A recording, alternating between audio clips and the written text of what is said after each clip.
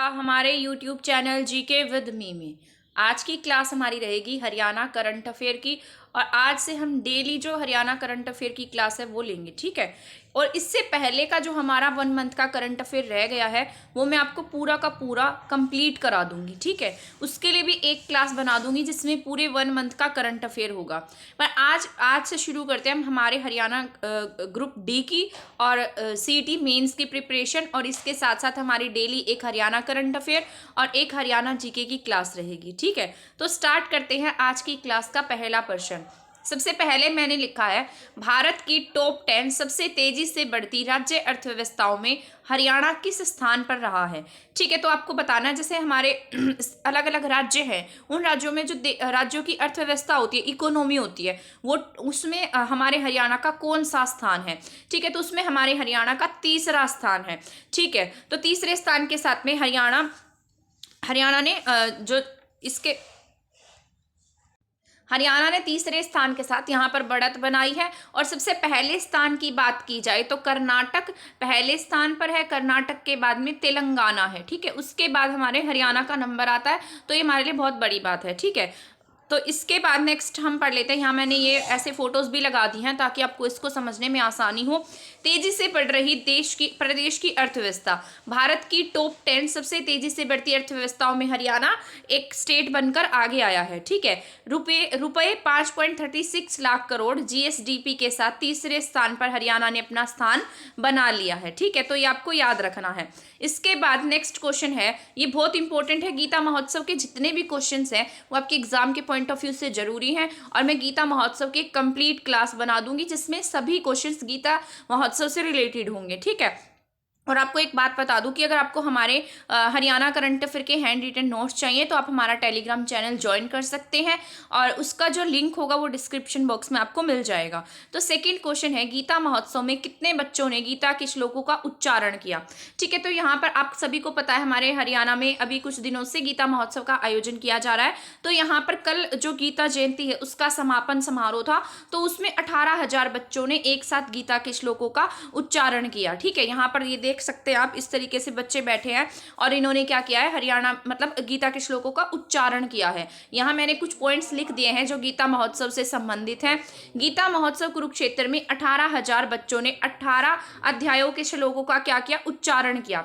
इसी के साथ जो प्राइवेट स्कूल है उनके 75,000 से ज्यादा विद्यार्थी और विभिन्न देशों के नागरिक भी इससे ऑनलाइन जुड़े। यहाँ पर 18,000 बच्चे तो शामिल थे तथा इसके साथ साथ ऑनलाइन एजुकेशन यानी कि ऑनलाइन एजुकेशन के माध्यम से कह लीजिए प्राइवेट स्कूल्स के बच्चे और अलग अलग देशों के नागरिक भी जुड़े हैं, ठीक है। 2016 में इसकी शुरुआत हुई थी, यानी कि गीता महोत्सव को अंतरराष्ट्रीय महोत्सव का दर्जा दिया गया था और तभी से ही अलग अलग देशों में गीता महोत्सव का आयोजन किया जाता है। 5,159 वर्ष पहले श्री कृष्ण ने गीता का उपदेश यहाँ पर दिया था, किसे, श्री अर्जुन को, ठीक है। और वो बरगद के पेड़ के नीचे दिया था, ये भी आपको याद रखना है।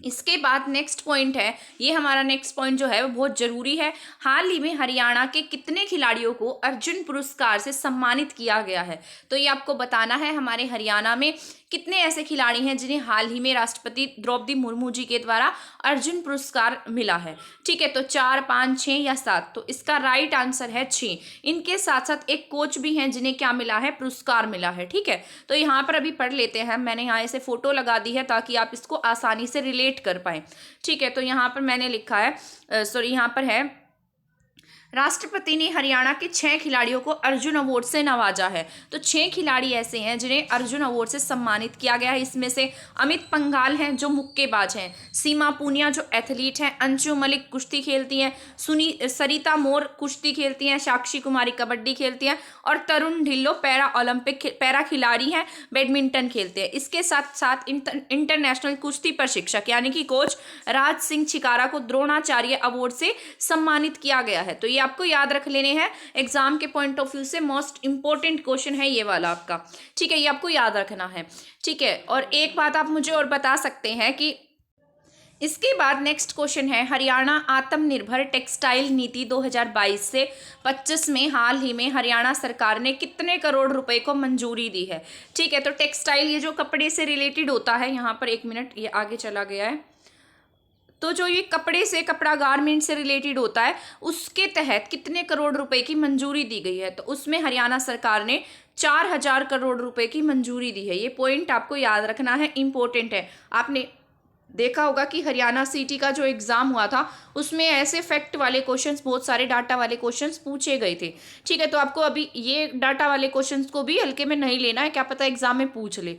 ठीक है, तो इसके बाद यहाँ पर मैंने ऐसे फोटो लगा दिए, हरियाणा आत्मनिर्भर टेक्सटाइल नीति 2022 से 25। ठीक है, प्रदेश कैबिनेट में लगी मोहर। यहाँ पर क्या होगा, 4,000 करोड़ के निवेश से 20,000 लोगों को यहाँ पर क्या मिलेगा, रोजगार मिलेगा। टेक्सटाइल मतलब जो कपड़ा होता है, कपड़ा बनता है, ठीक है, उसके तहत एक नीति बनाई गई। यहाँ पर जो गारमेंट्स होते हैं, जो रेडीमेड कपड़े हैं ना, उन्हें बढ़ावा मिलेगा इस नीति के तहत।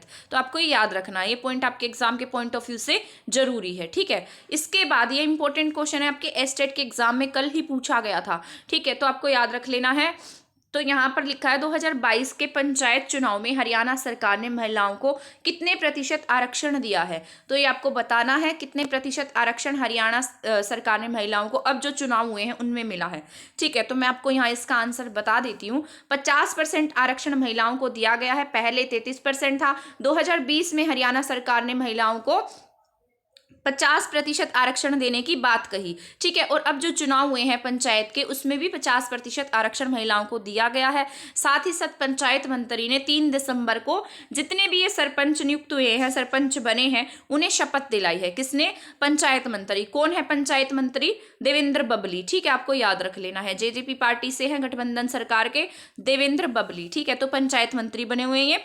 तो इस मौके पर हमारे हरियाणा के सीएम सांसद दुष्यंत चौटाला और देवेंद्र बबली भी मौजूद रहे थे। तो आपको ये याद रख लेना है। इसके बाद नेक्स्ट क्वेश्चन है, ये भी इंपॉर्टेंट है, आपका एजुकेशन से रिलेटेड है। भारत सरकार की शिक्षा मंत्रालय ने राष्ट्रीय शिक्षा नीति 2020 के लिए जो जिम्मेदारी है वो किसे दी है। ये सॉरी, यहाँ नमन नहीं आना था, इसके लिए जिम्मेदारी किसे दी गई है। तो यहाँ पर मैंने कुछ पॉइंट्स लिखे हैं, यूजीसी, इग्नू या बोथ ऑफ देम या नन ऑफ दीज। तो आपको बताना है, तो इसका राइट आंसर है बोथ ऑफ देम। तो भारत सरकार ने यूजीसी यानी कि यूनिवर्सिटी ग्रांट कमीशन और इग्नू जो यूनिवर्सिटी है डिस्टेंस एजुकेशन से रिलेटेड है, और तो इन्हें मंजूरी दी है। ठीक है, इसके बाद कुछ पॉइंट पढ़ लेते हैं हम इसी से रिलेटेड।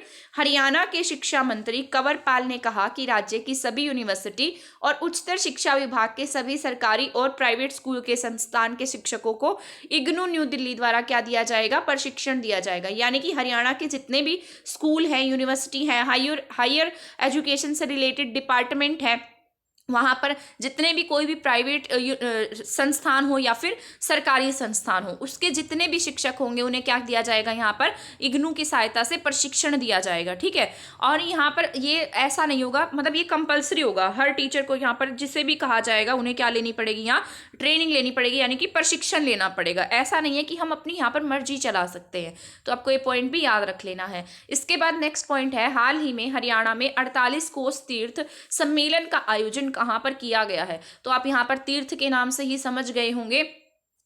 ठीक है, तीर्थ स्थल कहाँ पर ज़्यादा, हमारे कुरुक्षेत्र में है। तो 48 कोर्स तीर्थ सम्मेलन का आयोजन हमारे कुरुक्षेत्र में किया गया है। कुरुक्षेत्र में इसलिए हुआ क्योंकि यहाँ पर अभी गीता जयंती समारोह चल रहा है। ठीक है, अब तो समापन हो गया इसका, पर ये कुछ दिन तक चला था। कुरुक्षेत्र की परिधि में आने वाले यानी कि कुरुक्षेत्र के आसपास 48 कोस के दायरे तक जितने भी तीर्थ स्थल आते हैं उन्हें इसमें मतलब ऐड किया गया। ठीक है, तो कुरुक्षेत्र की परिधि में आने वाले 48 कोस के तीर्थों के विकास पर आयोजित 48 कोस तीर्थ सम्मेलन का आयोजन कुरुक्षेत्र में किया गया। और इसमें हमारी जो पार्टनर कंट्री है नेपाल, और नेपाल के काउंसलर हैं वो भी यहाँ पर मौजूद रहे थे। तो इंपॉर्टेंट है, यहाँ पर पार्टनर कंट्री कौन है, हमारी नेपाल है। जैसे हम सूरज कुंड मेला पढ़ते हैं उसी तरीके से जो आपका गीता जयंती महोत्सव है ये आपके एग्जाम के पॉइंट ऑफ व्यू से जरूरी है। ठीक है, और हाँ एक बात और भी आप मुझे बता सकते हैं, कमेंट सेक्शन में बता दीजिएगा जो भी क्लास देखेगा कि ये क्लास आपको रिकॉर्डेड चाहिए या लाइव चाहिए। लाइव चाहिए तो मैं आपको ये क्लास डेली सुबह लाइव पढ़ा दिया करूंगी, अदरवाइज मैं ऐसे ही आपको रिकॉर्डेड पढ़ा दूंगी। ठीक है,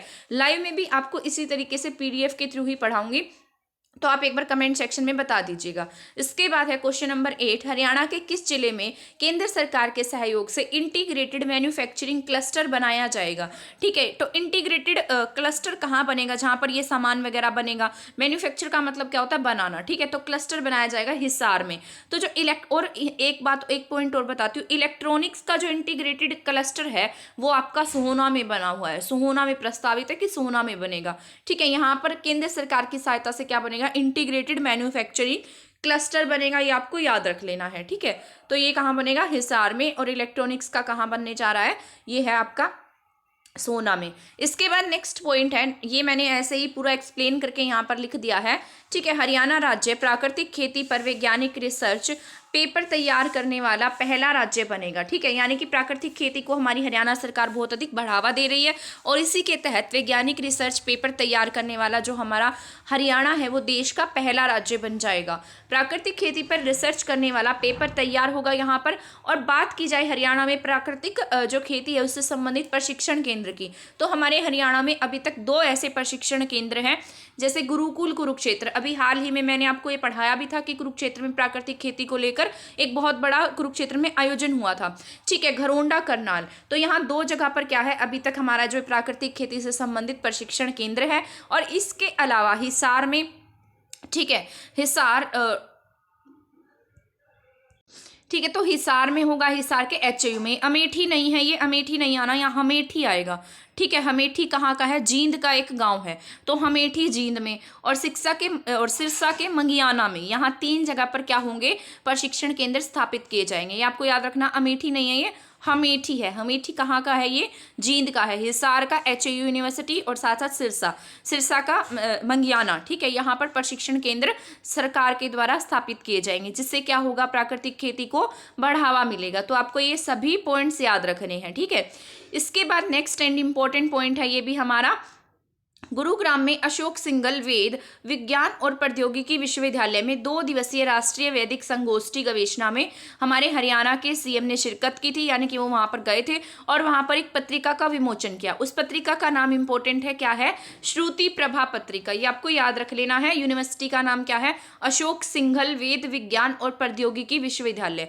और यहाँ पर एक पत्रिका का विमोचन किया गया है जिसका नाम है प्रभा पत्रिका। मैं आपको दिखा भी देती हूँ, ये देख लीजिए, ये है पत्रिका श्रुति प्रभा। ठीक है, तो इसका नाम क्या है, श्रुति प्रभा है। तो ये देखिए, आप सभी देख सकते हैं, यहाँ पर सभी ने अपने हाथ में श्रुति प्रभा पत्रिका ले रखी है और इसका क्या किया, विमोचन किया। पीछे इनके मतलब यूनिवर्सिटी का नेम भी लिखा गया। तो आपको ये सभी पॉइंट्स जो हैं वो याद रखने हैं। अगर आपको हमारे हैंड रिटन नोट्स चाहिए तो टेलीग्राम चैनल पर जाइए, आपको वहाँ से हमारे डेली हैंड रिटन नोट्स मिल जाएंगे। ठीक है, और इसी तरीके से अब डेली क्लासेस, हमारी जो डेली क्लासेस रहेंगी, और हरियाणा जीके की क्लास रहेगी, हरियाणा करंट अफेयर की क्लास सुबह और हरियाणा जीके की क्लास शाम को आपको देखने को मिल जाएगी। ठीक है, इसी तरीके से अगर आपको लगता है किसी स्टूडेंट के लिए चैनल हेल्पफुल हो सकती है इन क्लासेस, तो आप उन्हें शेयर कर दीजिएगा। आज की क्लास में इतना ही है और हमारे चैनल के साथ बने रहने के लिए आपका बहुत बहुत धन्यवाद।